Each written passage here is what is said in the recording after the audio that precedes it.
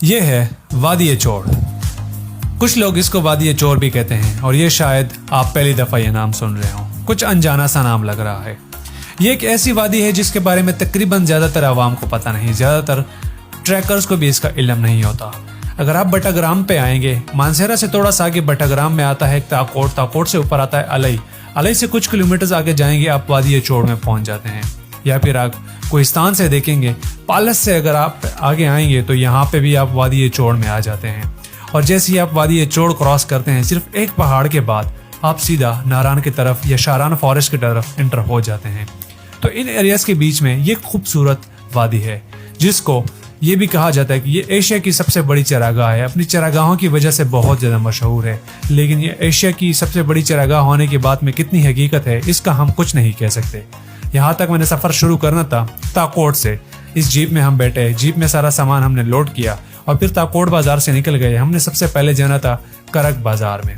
करक बाज़ार में पहुँच के हमने पहले दिन का खाना खाया और फिर यहाँ से अब मज़ीद सफ़र शुरू कर दिया था कि हमने पहले गलई मैदान पे पहुँचना था।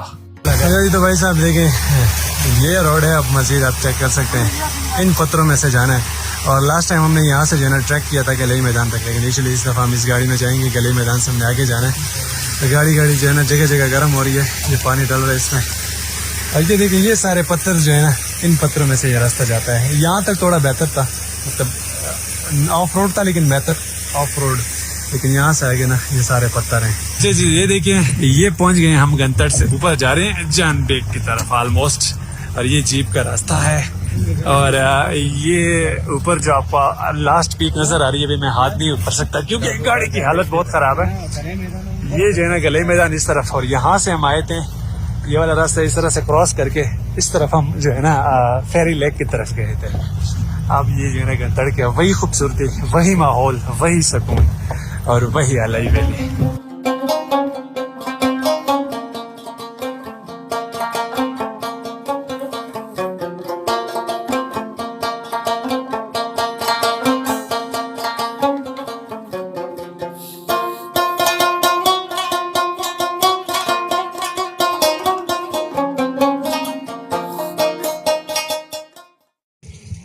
ब्रुज तक जीप में जाना पॉसिबल है, फिर वहीं से ट्रैक हमारा शुरू होगा क्योंकि लास्ट टाइम हम यहाँ तक आए थे और फिर हमने यहाँ तक ट्रैक किया था।